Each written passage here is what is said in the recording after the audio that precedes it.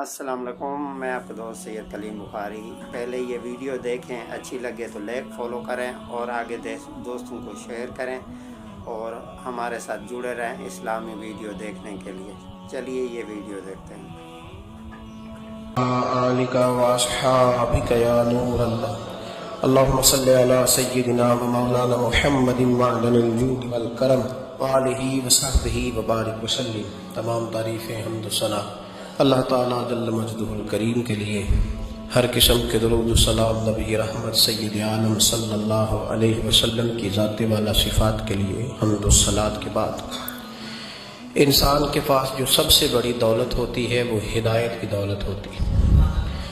اس کے پاس جو سب سے بڑا خزانہ ہوتا ہے وہ تقوی کا، پرہیزگاری کا اور اللہ کے خوف کا خزانہ ہوتا ہے۔ جو لوگ ہدایت سے، تقوی سے، پرہیزگاری سے دور ہٹ جاتے ہیں، ان کے پاس ذاتی گوشت پوشت تو باقی رہ جاتا ہے، لیکن روح کا سکون، قلب کا قرار، یہ چیزیں ان سے رخصت ہو جاتی ہیں۔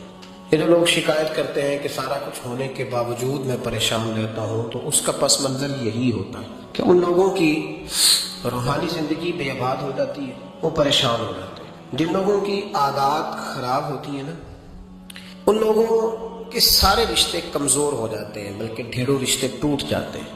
جو آدمی جھوٹ بولتا ہے اس کی ماں بھی پریشان رہتی ہے کہ پتہ نہیں میں اس کا کیا اعتبار کروں گی، میری خدمت کے بارے میں بھی کوئی بات صحیح کہہ رہا ہے کہ نہیں کہہ رہا۔ اس کی بیوی ساری زندگی عدم اعتماد کا شکار رہتی ہے کہ یہ جھوٹ بولتا ہے، یہ ڈینگے مارتا ہے، یہ غلط آدمی۔ انسان کی بری عادات اس کو توڑ کے رکھ دیتی، وہ اپنوں کے لیے بھی بہت بڑی آزمائش اور پریشانی بن جاتا ہے۔ لیکن جب اس کی عادات سنور جاتی ہے، جب وہ ٹھیک ہو جاتا ہے، تو پھر وہ ایک درخت نہیں، وہ ایک انسان نہیں، وہ ایک انسان نہیں، پھر وہ ایک انجمن بن جاتا ہے۔ وہ ایک اتنا بڑا درخت بنتا ہے جس کے سائے میں اپنے بھی بیٹھ سکتے ہیں، بیگانے بھی بیٹھ جاتے ہیں۔ وہ پھر اپنی ذات میں ایک پوری انجمن رکھتا ہے جس کے فیض سے بے انتہا لوگ مستفیض ہوتے ہیں۔ کئی اور بھی آ کے اپنے نہیں ہوتے، پر وہاں تھوڑی دیر چھاؤں میں بھی بیٹھتے ہیں، انہیں پھل کھانے کا موقع بھی ملتا ہے، اور اگر کبھی مانگ لے تو درخت ان کی جھولی بھر بھی دیتا ہے۔ شجر سایہ دار، جن کی عادات سنور جائے۔ اللہ تبارک و تعالیٰ نے جتنے انبیاء کرام علیہ السلام دنیا میں مبعوث فرمائے، وہ سارے لوگوں کو ہدایت کا رستہ دکھانے آئے، عادات سنوارنے آئے۔ ان کا مشن یہ تھا کہ تمہارے اندر جو کمزوریاں ہیں، جو قباحتیں ہیں، تم نے خود اپنے لیے جو بہت ساری چیزیں جمع کرنی ہیں انہیں چھوڑ دو، بچ جاؤ گے۔ پھر اللہ تبارک و تعالیٰ نے فضل فرمایا، اور جب سلسلہ نبوت کو ختم کیا تو امام الانبیاء کو مبعوث فرمایا۔ رسول پاک علیہ السلام ہدایت کا عالمی منشور لے کے دنیا میں آئے، اور پوری دل جمی کے ساتھ، دل سوزی کے ساتھ، ہمت کے ساتھ، تب و دو کے ساتھ، اور پوری منصوبہ بندی کے ساتھ میرے نبی کریم نے اس پیغام کو پہنچایا۔ ایک تو ہے دل جمی، دل سوزی، ہمت، جدوجہد کے ساتھ دین پھیلانا، اور اس کے ساتھ ایسا نہیں کہ بے معاذ اللہ بے ہنگم جدوجہد۔ نبی پاک نے منصوبہ بندی والی جدوجہد کی، ایک ترتیب کے ساتھ جدوجہد کی، اور وہ جو پیغام میں محبت حضور لے کے آئے تھے اس کے لیے نبی پاک نے کوشش کی۔ ایک ہوتا ہے میری طرح کا آدمی جو تقریر کرتا ہے، نماز پڑھا کرو، روزہ رکھا کرو، صحیح ہو جاؤ، ایک وہ شخص ہوتا ہے۔ لیکن ایک ماں ہوتی ہے، ایک باپ ہوتا ہے۔ کسی نے باہر سے آ کے ابا کو بتا دیا کہ آج میں نے تیرا بیٹا دیکھا ہے، وہ کالج کے باہر سگریٹ پی رہا تھا۔ اب ابا صرف تبلیغ نہیں کرتا، اماں صرف تبلیغ کر کے نعرے لگوا کے چپ نہیں کرتی، بلکہ وہ سمجھاتی بھی ہے، اور رات کو مصلے پہ بیٹھ کے روتی بھی ہے، یا اللہ میرا لال ہے، مہربانی کرنا، خدا بندہ کرم فرما دے، اللہ اسے سوار دے۔ وہ روتی ہے، وہ تڑپتی، وہ جب کسی پیر صاحب سے، مفتی صاحب سے، علامہ صاحب سے دعا کرا رہی ہوتی ہے نا، تب بھی رو رہی ہوتی ہے، جناب دعا کر دیں اللہ اسے ہدایت دے، یہ سمجھ جائے تو میں ٹھنڈی۔ بہت سارے ایسے تقریر کرنے والے لوگ ہوتے ہیں کہ جن کے اندر ہوتا ہے جذبہ، بہت سارے لوگوں میں ہوتا ہے، لیکن اکثر ایسے ہوتے ہیں کہ جو بس ٹھیک ہے وقت گزارنا ہے، گھنٹہ بات کر دی ہے، وہ جذبات نہیں ہوتے، وہ درد نہیں ہوتا۔ لیکن جب کوئی اپنا بگڑتا ہے، جب کسی اپنے کی شکایت آتی ہے تو باپ کے آنسو گرتے ہیں، وہ درد ہوتی ہے۔ میرے رسول کریم نبی رحمت، آقا دو عالم، محبوب دو عالم علیہ السلام، تبلیغ کا انداز یہ تھا کہ دن کو تبلیغ کرتے تھے امت کی ہدایت کے لیے، اور رات کو مصلے پہ بیٹھ کے رو کے امت کی ہدایت کے لیے دعا مانگا کرتے۔ حضور دعائیں بھی مانگتے، تڑپ جو ساتھ دعا شامل ہوتی ہے نا، یہ اخلاص کا پتہ دیتی، یہ کہتی ہے کہ نہیں یہ جو مشن ہے نا اس میں کچھ حسن ہے، اس میں کچھ وقار ہے۔ اور رسول کریم نبی رحمت صلی اللہ تعالی علیہ وآلہ وسلم نے جدوجہد کے ساتھ دین پھیلایا۔ اللہ کریم جب حضور کی بڑی جدوجہد کو ملاحظہ فرمایا تو رب کریم نے فرمایا طٰہٰ ما انزلنا علیک القرآن لتشقیٰ، محبوب آپ پر اس لیے قرآن کو نازل نہیں کیا تھا کہ آپ مشقت میں پڑ جائیں۔ مشقت مشقت کے لفظ کو سمجھتے ہیں؟ ایک قید ہوتی ہے، ایک قید با مشقت ہوتی ہے. قید، یہ مشقت بڑا مشکل لفظ ہے. مشقت مطلب ہم تو پڑھ جاتے ہیں نا قرآن پاک لیکن سمجھتے نہیں. لفظ مشقت یعنی قیدی کے پیروں میں اور ہاتھوں میں زنجیریں اور بیڑیاں بھی ہوتی ہیں اور چکی بھی پیسنی ہوتی ہے. وہ قید مشکل ہوتی ہے. ایک ہوتا ہے کام کرنا، ایک ہوتا ہے مشقت والا کام کرنا، جدوجہد والا کام کرنا، شرابور ہونا پسینے میں. رسول پاک نے 20 منٹ 25 منٹ اے سی والے کمرے میں بیٹھ کے اور پجاروں میں آ کے اور جناب نعرے لگوا کے اور ہٹو بچوں کی داستانیں کر کے دین کی تبلیغ نہیں کی، بلکہ رسول پاک علیہ السلام نے دین کے لیے مشقت فرمائی. دین کے لیے مشقت تشقا. محبوب آپ تو مشقت میں پڑ گئے، جدوجہد کی. حضور کے دل کی سب سے بڑی خواہش یہ تھی کہ یہ لوگ سمجھ جائیں، یہ لوگ بدل جائیں، ان کی عادات ٹھیک ہو جائیں، ان میں تبدیلی آ جائے. یہ تڑپ تھی نبی کریم کی. اب یہ تڑپ نہیں ہوتی. اب تڑپ یہ ہوتی ہے کہ میرے ساتھ سیٹ ہے نا. بہت سارے لوگوں کو تو لوگ تبلیغ ہی نہیں کرتے کہ کوئی بات بتائی تو یہ ناراض ہو جائے گا. بڑا سخت ایک دن ایک شخص مجھ سے نالا ہوا، بڑا سخت. میں ضلع اٹک میں تھا تو اس نے مجھ سے سلام لی. اب نبی پاک صلی اللہ تعالی وسلم کا طریقہ ہے کہ حضور نے کافر کے ساتھ کبھی رخ نہیں موڑا، لیکن ایک حضور کے غلام نے سونے کی انگوٹھی پہن کے نبی پاک سے سلام لینی چاہیے تھی. اللہ کے رسول نے توجہ پھیر لی تھی. تو بڑی سخت بات ہے نا کہ رسول رحمت اگر کہے گا تیرے ساتھ ہاتھ ہی نہیں ملانا. تو وہ صاحب آئے تو میرے ساتھ سلام لینے لگے تو میں نے کہا یہ سونے کی انگوٹھی اتار لیں. کیا کریں؟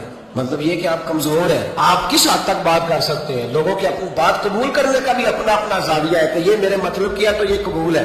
تو یہ میری طبیعت نازا پہ، میرے مزاج گرامی پہ گراں گزری ہے، تو لہذا میں اس لفظ کو قبول نہیں کرتے. بس میں نے کہا میاں اتار لو. کہنے لگا جناب آپ تو بس سخت باتیں کر دیتے ہیں. میرے پیر صاحب نے تو مجھے نہیں کبھی منع کیا کہ نہ پہن. میں کہ پیر نے مجھے ملا، میں انہوں بھی سمجھاؤں، میری ملاقات کرا. یہ کون سی پیری مریدی ہوئی کہ باقی سارے کام لینا، دین کے بارے میں کوئی لفظ بھی نہ ادا کرنا کہ نماز پڑھ، روزہ رکھ، یہ بتانا ہی نہ. یہ کیا مطلب؟ دھندا ہے کوئی؟ یہ کوئی دھندا ہے؟ گورکھ دھندا ہے؟ نذرانہ ٹائم پہ وصول کرنا، اسے کبھی نہ کہنا کہ اللہ رسول کی بارگاہ میں جھک جا، اپنے طواف کرائے جانا اور بیت اللہ کا راستہ ہی نہ دکھانا. کیا مطلب ہے ان باتوں؟ میرے نبی کریم علیہ السلام نے یہ نعرہ نہیں لگایا کہ سڑکیں پکی ہوں گی، یونیورسٹیاں بنے گی، بلکہ میرے محبوب نے فرمایا ہم انسانوں کی تعمیر کریں گے، ہم اخلاق سنواریں گے، ہم کردار میں پختگی لائیں گے. اور رسول پاک کی یہ تڑپ تھی میرے نبی کی کہ لوگ دوزخ میں نہ جائیں، جہنم میں نہ جائیں. نبی کریم علیہ السلام فرمایا کرتے تم ان پتنگوں کی طرح ہو جو آگ کی طرف جاتے ہیں، اور میں اس کی طرح ہوں جو پکڑ کے سینہ بند سے کھینچتا ہے اور کہتا ہے جہنم سے بچ جاؤ، جہنم سے. آپ قرآن و سنت کو پڑھیں. نبی پاک نے جھوٹ کی مذمت پر باتیں بیان فرمائی، شراب نہ پیو دلائل دیے سمجھایا، زنا، بدکاری، بددیانتی، چغلی، غیبت. یعنی میرے رسول پاک نے ہمیں وہ سارے رستے بتلا دیے کہ یہ سارے دوزخ کی طرف جاتے ہیں، ان پہ نہ چڑھنا. اور اس سڑک کا بھی پورا پتہ بتلایا جو سیدھی جنت کے دروازے کے آگے جاتی. ہر جگہ حضور نے رہنمائی کی تاکہ اللہ کے بندے جہنم میں، سمجھ آ رہی ہے میری بات؟ سب سے بڑی یہ بڑی فکر کرتے ہیں نا، بچہ سیانا ہو جائے، پڑھ جائے، تھوڑی سی یہ بھی فکر کیا کرو کہیں دوزخ میں نہ چلا جائے. یہ بھی تھوڑی ٹینشن لے لو کسی وقت کہ کہیں بچہ اور بچی جہنم میں نہ چلے جائے. یہ بھی ٹینشن لے لو، یہ بھی پریشانی کا موقع ہے. اس پر بھی تھوڑی غور کرو. میرے رسول کریم نبی رحمت حضور اکرم صلی اللہ تعالی علیہ وآلہ وسلم تشریف فرماتے. بڑی خوبصورت بات ہے. حضور بیٹھے تھے، حضرت ابو ہریرہ رضی اللہ تعالیٰ عنہ فرماتے ایک شخص آیا، ہم بھی حضور کے ساتھ بیٹھے تھے صحابہ. بڑی پیاری بات ہے، اس کو اگر سمجھ گئے نا تو آج کا سارا مضمون آپ کی سمجھ میں آئے گا. آج ہمارے یہاں پتہ پڑھا لکھا کون ہوتا ہے جو یہ کہتا ہے کہ گاؤں سارے جاہل ہو گئے، یہ کہے کہ جان چھڑانا آسان، ان پڑھ ہے جی، ان کو کیا پتا، جاہل ہے جی سارے. او میاں تو پڑھا لکھا ہے؟ مولا علی شیر خدا سے کسی نے کہا تھا حضور سیانا کون ہوتا ہے؟ فرمانے لگے عقل مند وہ ہوتا ہے جسے جاہلوں سے گزارا کرنا آ جائے، جسے ان پڑھ لوگوں کے بیچ رہنے کا سلیقہ. میں نے BA کیا ہے، میں نے BBA کیا ہے، میں نے MBA کیا ہے، یا میں 2 4 5 بڑے لوگوں میں سیانا ہوں، یہ جاہل ہے سارے. سبحان اللہ. یہ کہہ کے جان چھڑانا تو آسان ہے، لیکن کسی جاہل کو دین کی تعلیم دینا مشکل ہے، اسے آداب زندگی سکھانا یہ مشکل ہے. جو لوگ روز ٹریول کرتے ہیں نا جہاز میں، ان کو پتا ہوتا ہے سیٹ کون سی ہے، بیٹھنا کہاں ہے، آنا جانا کا سارا پتا ہوتا ہے. میں اکثر یہ مثال دیتا ہوں، میں کہتا ہوں کہ وہاں میں نے بہت سارے نوجوان دیکھے ہیں، بالخصوص حج عمرے کی فلائٹس میں ان پڑھ بزرگ بوڑھے بابے دیہاتوں کے، جب وہ چڑھتے ہیں نا اس کو نہیں پتا سیٹ نمبر کون سی ہے. ہم تو بس میں بیٹھنے والے لوگ ہیں بھائی دیہاتی، تو بس میں تو جو سیٹ خالی ہوتی ہے اس پہ بندہ بیٹھ جاتا ہے، تو بزرگ کئی دفعہ بیٹھ جاتا ہے. اب وہ جو نوجوان اس محلے کا اس علاقے کا ہے نا، وہ مذاق اڑا رہا ہوتا ہے، دیکھو یار کیا ہماری کو یہ پتہ ہی نہیں جی، ان پڑھ ہے جی، خبر ہی نہیں. تو میں نے کہا وہ تو ان پڑھ ہے لیکن بڑا جاہل اس وقت تو لگ رہا ہے، اس وقت بڑا جاہل اور ان پڑھ تو لگ رہا ہے۔ اگر تو ہوتا پڑھا لکھا تو جب تو نے اپنے علاقے کا بوڑھا دیہاتی بابا دیکھا تھا تو اٹھ کے جہاز کے دروازے پہ جاتا، اس کا بازو تھامتا، اس کا سیٹ نمبر دیکھتا، اسے بٹھا کے آتا، اسے بیلٹ باندھ کے دیتا، پانی کا گلاس پلاتا، اور پھر تو اسے کہتا بابا جی میں اس سیٹ پہ بیٹھا ہوں، کوئی ضرورت ہوئی تو مجھے دوبارہ بھی بلا لیجیے۔ یہ تو تیری تعلیم کا پتہ چلتا ہے کہ اب تو پڑھا لکھا ہے، اب تو سیانا ہے، اب تو سمجھدار، اب تو بادشاہ ہے۔ الحمدللہ مجھے اللہ تعالیٰ حج کے قافلے کے ساتھ لے جاتا ہے تو میں اپنے دوستوں کی بھی ٹریننگ کرتا ہوں۔ میں کہتا ہوں بس نہ دائیں بالے والوں کو حوصلہ دیتے رہو، بس بوڑھوں کو یہاں لوگ بتا دیتے ہیں کہ حج پہ تو بند بندے فوت ہو کے آ جاتے ہیں، بس سارے معافیاں مانگ کے تو بھج کے نہیں آنا۔